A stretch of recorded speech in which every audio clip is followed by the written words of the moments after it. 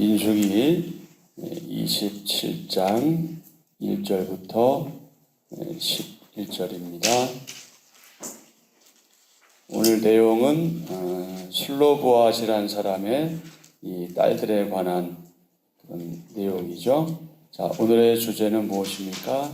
하나님이 정하신 공정한 상속규례. 네, 하나님이 정하신 상속규례. 네, 어떤 규례? 공정한 상속규례. 자, 오늘의 말씀 요약입니다. 므낫세 자손 가운데 슬로보아스의 딸들이 모세와 엘르아살과 온 회중 앞에서 아들 없이 죽은 슬로보아스의 기업을 요구합니다. 그러자 하나님은 모세에게 슬로보아 딸들의 요구를 주라고 하십니다. 아들 없이 죽은 자의 기업은 딸에게, 그 다음은 형제, 다음은 친족에게 주도록 하는 규례가 주어집니다. 아멘. 27장 1절입니다. 요셉의 아들 므낫세 종족들에게 므낫세의 현손 마길의 증손 길르앗의 손자 헤벨의 아들 슬로보핫의 딸들이 찾아왔으니 그의 딸들의 이름은 말라와 노아와 호글라와 밀가와 디르사라. 그들이 회막문에서 모세와 제사장 엘르아살과 지휘관들과 온 회중 앞에 서서 이르되 우리 아버지가 광야에서 죽었으나 여호와를 거슬러 모인 고라의 무리에 들지 아니하고 자기 죄로 죽었고 아들이 없나이다. 어찌하여 아들이 없다고 우리 아버지의 이름이 그의 종족 중에서 삭제되리이까? 우리 아버지의 형제 중에서 우리에게 기업을 주소서 하매 모세가 그 사연을 여호와께 아뢰니라. 여호와께서 모세에게 말씀하여 이르시되 슬로브핫 딸들의 말이 옳으니 너는 반드시 그들의 아버지의 형제 중에서 그들에게 기업을 주어 받게 하되 그들의 아버지의 기업을 그들에게 돌릴지니라. 너는 이스라엘 자손에게 말하여 이르기를 사람이 죽고 아들이 없으면 그의 기업을 그의 딸에게 돌릴 것이요 딸도 없으면 그의 기업을 그의 형제에게 줄 것이요 형제도 없으면 그의 기업을 그의 아버지의 형제에게 줄 것이요 그의 아버지의 형제도 없으면 그의 기업을 가장 가까운 친족에게 주어 받게 할지니라 하고. 아멘. 하나님께서는 국가 또 사회생활 또 예배 이런 것들에 대한 기본적인 법률을 주셨습니다. 하지만 그런 법률이 백성들의 구체적인 삶의 모든 부분까지 적용되기는 생각보다 쉽지는 않았습니다. 그래서 만일 법률을 적용하는 데 있어서 어떤 어려움이 생기면 백성들은 누구에게 찾아옵니까? 모세에게 찾아오죠. 모세에게 가져오면 모세는 어떡합니까? 하나님께 묻죠. 즉 하나님께 기도하면서 그렇게 이제 문제들을 해결해 나가죠. 오늘 내용도 바로 그것과 관련된 내용인데요. 자, 1절부터 4절의 소주제는 슬로보아 딸들의 요청, 5절부터 11절은 아들이 없는 경우 상속이 어떻게 될 것인가 하는 상속 규례. 가나안 땅은 각 지파의 20세 이상 남자 인구수에 비례해서 분배됩니다. 슬로보아스의 5딸이 나와 죽은 아버지의 기업을 자신들이 받게 해달라 이렇게 간곡하게 요구합니다. 자신들의 아버지는 반역에 가담하지도 않았다. 반역자도 아니다. 단지 그 자신의 죄로 죽었다. 이렇게 분명히 밝히죠. 아버지의 기업이 상속되지 못할 이유가 없다는 겁니다. 자, 1절부터 다시 한번 볼까요? 4절까지.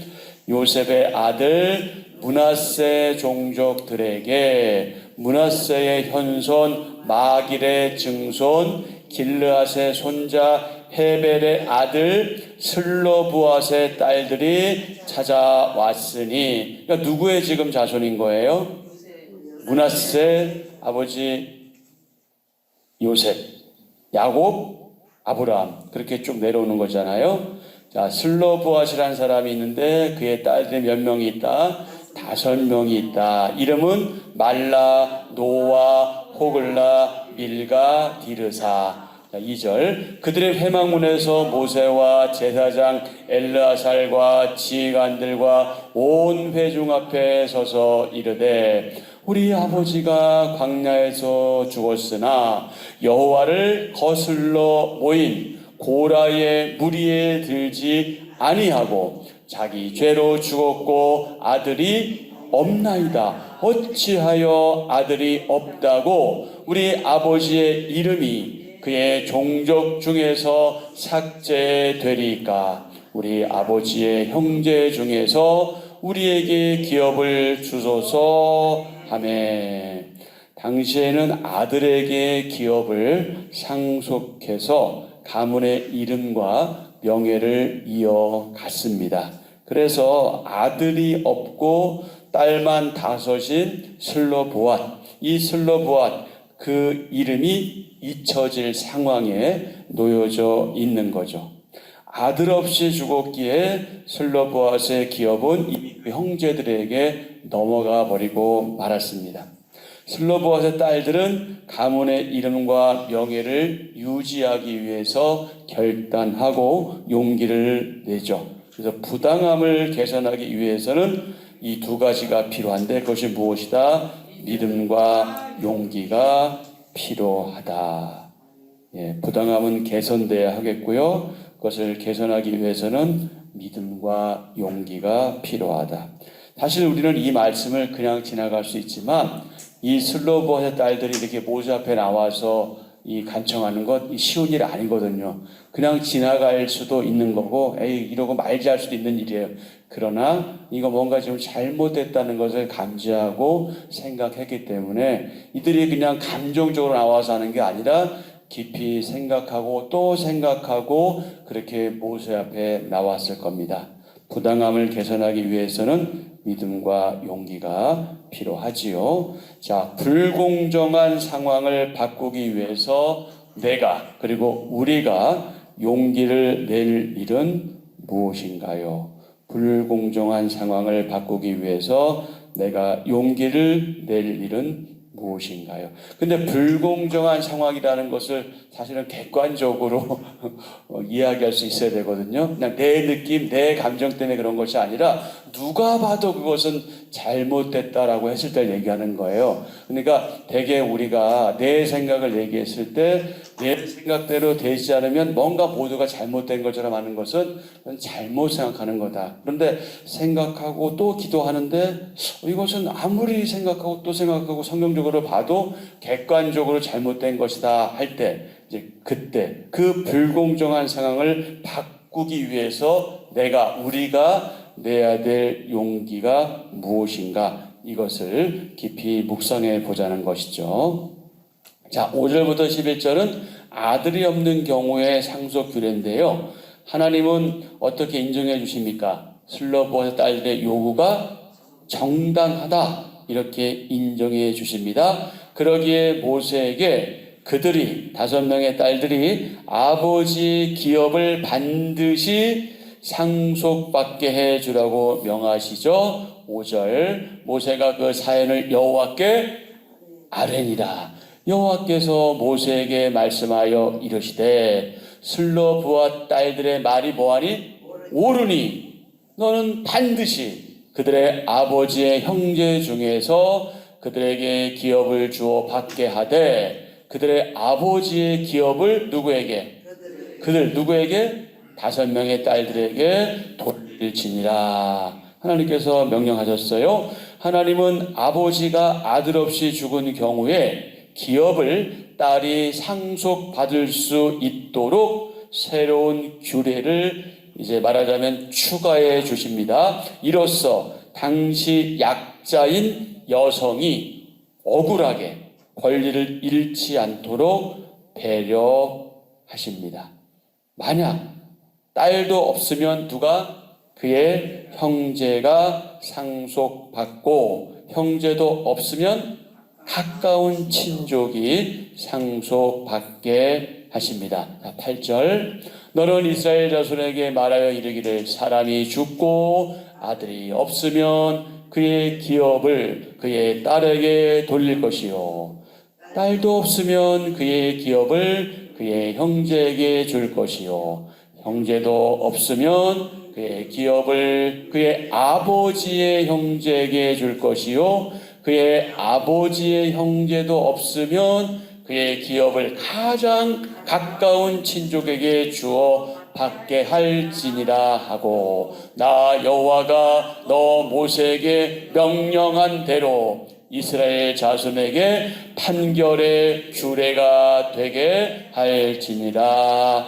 아멘. 레위기 25장 23절은 이렇게 말씀하고 있어요. 토지를 땅이죠. 토지를 영구히 팔지 말 것은 토지는 다 내 것임이니라. 하나님의 것임이니라. 너희는 거류민 또는 소작인이요 동거하는 자로서 나와 함께 있느니라. 이렇게 말씀하셨습니다. 그래서 땅은 누구의 것이다? 하나님의 것이다. 우리는 어떤 존재다? 우리는 누구다? 임시 거주자이다. 우리는 이 땅에 임시로 거주하는 자들이에요. 그리고 땅은 누구 것이다? 하나님의 것이다. 그런데 우리가 살아가면서 때로는 땅도 주시고 집도 주시니 너무 감사한 일이죠. 거기에 몰입되거나 매몰되면 안 된다.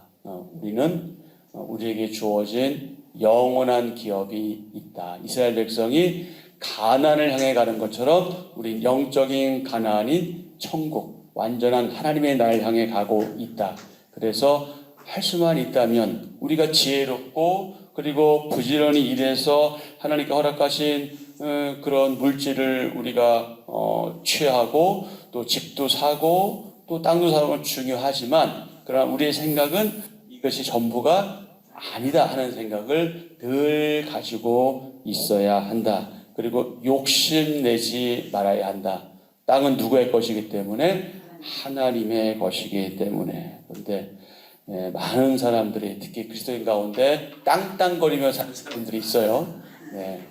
땅땅거리며 살 게 아니라 이 땅은 하나님의 것이고 그리고 우리를 통해서 하나님의 하실 일을 기대하면서 혹 우리가 함께 나눌 사람들이 있는지 늘 염두하며 그렇게 살아야 합니다. 그렇다고 땅을 다 다른 사람이 양도해라 지금 그 얘기하는 게 아니죠. 하나님께서 우리에게 주신 물질 가운데 일부를 함께 나눌 수 있는 그런 여유, 그것이 우리에게 필요한 거죠. 우리가 항상 기억할 것은 뭐다? 땅은 하나님의 것이고 우리는 임시 거주자이다.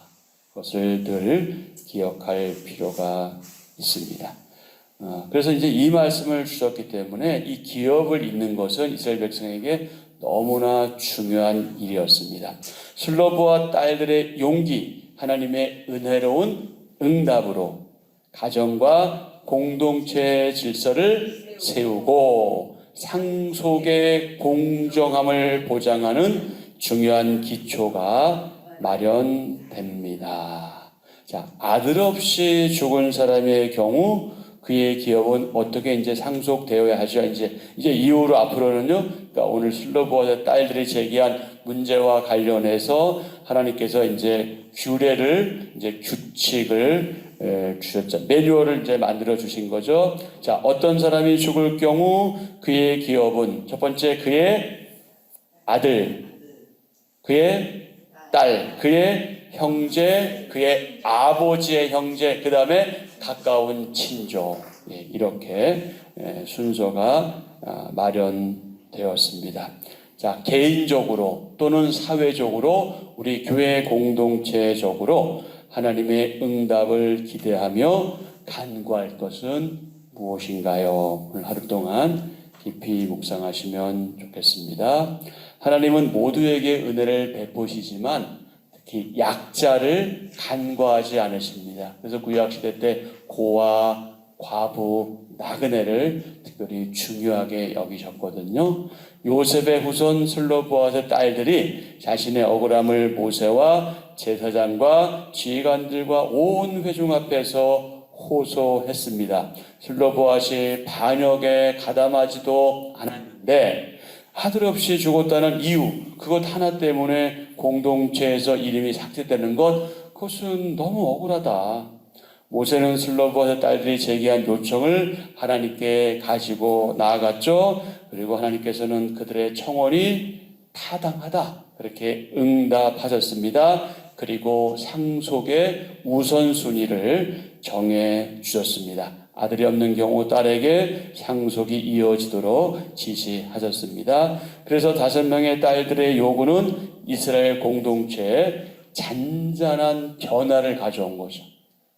이게 그 당시 사람들의 고정관념, 선입견을 다 바꾸게 만들었어요. 이런 변화가 온 겁니다. 슬로보아스의 딸들의 요청은 단순히 돈 문제가 아니었어요.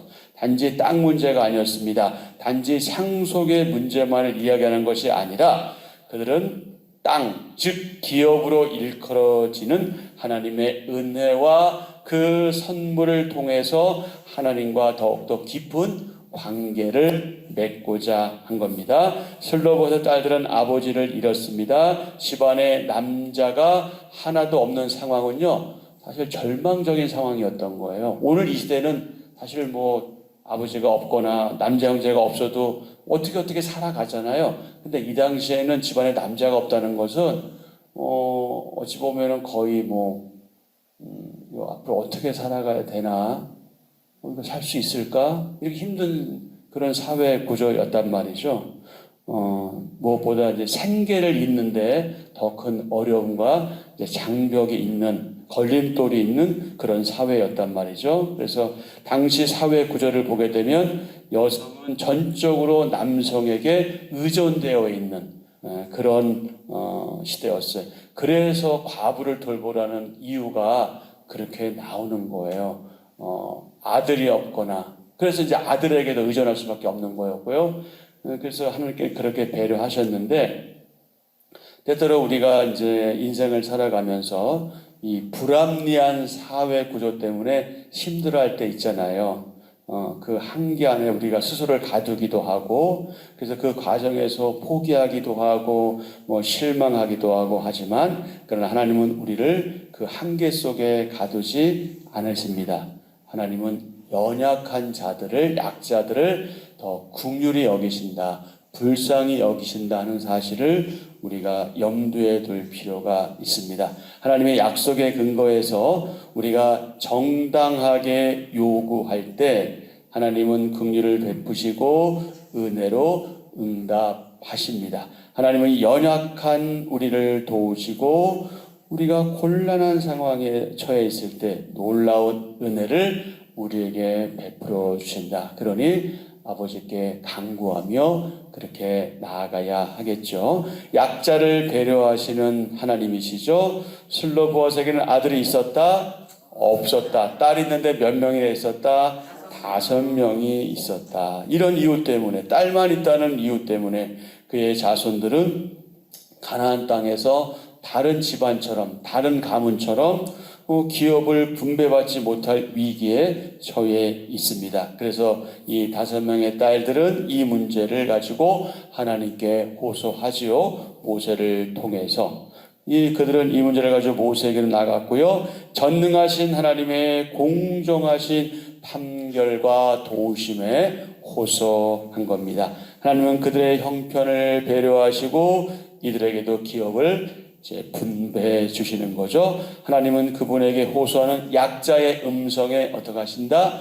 귀를 기울이신다. 물론 하나님은 귀가 있는 분은 아니시지만 그 정도로 우리가 기도할 때 간과하시는 것이 아니라 깊이 관심을 가지고 들어주신다. 우리의 음성에 귀를 기울여 주신다. 마치 우리의 아이들이 아기 때, 배고플 때, 뭔가 이 기저귀 갈아줘야 될 때, 뭔가 옹알이를 하거나 뭔가 자기 나름의 표현을 할 때 부모가 어떡합니까? 그걸 알아듣고 적절한 조치를 취하는 것처럼 하나님께서는 우리를 그렇게 인도해 주십니다.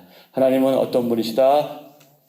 약자를 위해서 은혜를 베푸시는 분이시고 약자를 배려하시는 분이신데 또 하나님은 어떤 분이시다? 그분은 공의로우신 분이시다. 공의로우신 하나님은 차별 없는 은혜를 베푸신다. 근데 우리가 바라볼 때는 누구에게만 더 은혜를 베푸시고 나에게는 은혜를 베푸지 않을 것처럼 보일 때도 있고 느낄 때도 있지만 그건 나의 주관적인 생각이고 나의 판단이지 하나님은 결코 그런 분이 아니시다. 그분은 차별이 없으신 분이십니다. 차별 없는 은혜를 베풀어 주십니다.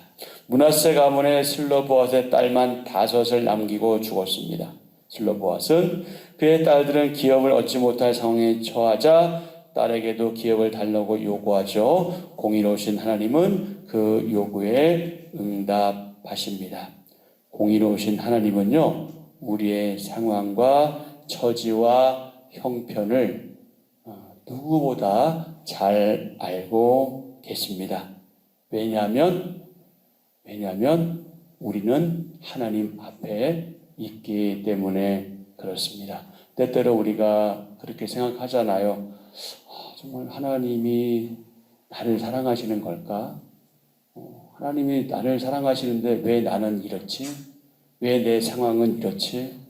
아니, 왜 이렇게 힘든 거야? 나 아픈 것도 그런데 남편은 또 왜 아프고 자식들은 또 왜 이렇게 안 되고 뭐 또 들려오는 소식 뭐 또 부모님이 또 어머니가 아프다고 이럴 때 우리가 얼마나 힘듭니까? 참 낙담되기도 하고요. 그러나 그때 그렇게 생각하기보다는 이것을 통해서 하시고자 하시는 하나님의 뜻이 무엇인가를 묵상하는 게 그게 바른 자세입니다. 쉽진 않아요, 사실. 그런데 우리가 이 땅에 발붙이고 살면서 하루하루 살아가면서 얼마나 많은 일들에 또 그것들 때문에 고민하고 힘들어합니까? 그러나 하나님께서 우리 상황 아신다. 우리 처지 아신다. 우리 입장 잘 알고 계신다. 그리고 하나님은 우리의 아버지이시고 우리에게 공의롭게 은혜를 베푸시는 분이신, 차별 없이 베푸시는 분이시기 때문에 하나님을 믿고 의지하고 그렇게 나아가는 자세가 우리에게 필요하죠. 공의로우신 하나님의 은혜는 무엇이 없다? 뭐가 없다? 차별이 없다. 차별이 없다. 하나님은 모든 사람의 상황과 처지를 헤아리시고 공정하게 판단하시는 공의로우신 분이십니다. 우리가 아파하고 우리가 답답해하고 우리가 힘들어하고 우리가 눈물 흘리고 우리가 고통 중에 있을 때 그분은 우리의 소리를 들으시고 우리 살피시고 또 응답하시는 아버지 하나님이십니다. 하나님의 공의에는 차별이 없습니다. 그러므로 우리도 저와 여러분도 특별히 좀 우리 지체들 가운데 약자들에 대해서 그들의 목소리에 좀 귀를 기울일 필요가 있다. 그리고 우리 공동체에 새로 나온 분들, 우리는 이미 익숙해져 있잖아요. 우리의 분위기는 우리가 다 알고 또 누가 누군지 알고 또 그분의 말에 또 그분의 행동 이거 다 알면서 이해하고 받아들이고 있잖아요. 그러나 새로운 사람들은 잘 모르잖아요, 서로가. 그러니 좀 답답해 보일 수 있고 안타까워 보일 수 있고 왜 저러나 이럴 수 있기도 하지만 그러나 우리가 할 것은 무엇이에요? 좀 더 기다려주는 거죠. 우리가 그를 이해할 때까지 기다려주고 받아주는 거죠. 특별히 그 가운데 더 힘들어하는 분들이 있다면 더더욱 마음을 기울일 필요가 있습니다. 약한 자의 목소리에 귀 기울이며 공의로우신 하나님의 사람답게 그렇게 살아가는 저와 여러분 되었으면 좋겠습니다. 자, 한 절 묵상입니다. 하나님의 나라는 침노하는 자들의 것입니다. 자, 마태복음 11장 12절 세례 요한의 때부터 지금까지 천국은 침노를 당하나니 침노하는 자는 빼앗느니라. 아멘. 이게 무슨 말씀이냐면 누구든지 천국 하나님의 나라를 사모하는 마음으로 복음을 받아들이면 천국을 차지할 수 있게 될 것이라는 교훈입니다. 우리가 어떻게 하나님 나라를 침략해 들어가서 빼앗겠어요? 그런 게 아니라 그만큼 우리 마음 가운데 하나님 나라 천국을 사모하는 마음으로 복음을 받아들이고 말씀을 받아들이는 것이 중요하다는 것을 교훈하는 내용입니다. 자, 가나안 땅은 단순히 살기 좋은 곳을 나타내는 것이 아니라 하나님 나라를 상징합니다. 슬로보아스의 딸들은 아버지 몫을 자신들이 상속받아 아버지 이름이 약속의 땅에서 사라지지 않기를 바랐습니다. 하나님은 그분 나라를 소망하며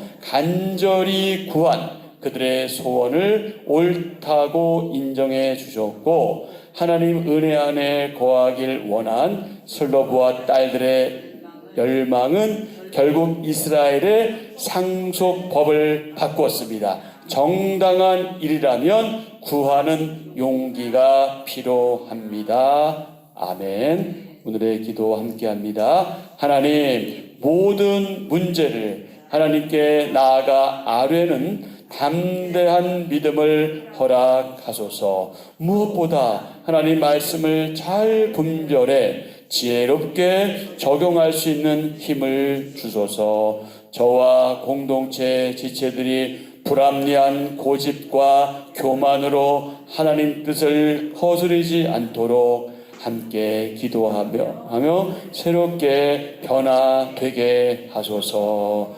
예수님의 이름으로 기도합니다. 아멘. 네, 오늘 우리에게 주신 말씀 생각하시면서 기도하시고요. 우리가 늘 기도하는 기도 제목으로 하나님께 아뢰고 간구하시고 오늘 하루 시작하면 좋겠습니다.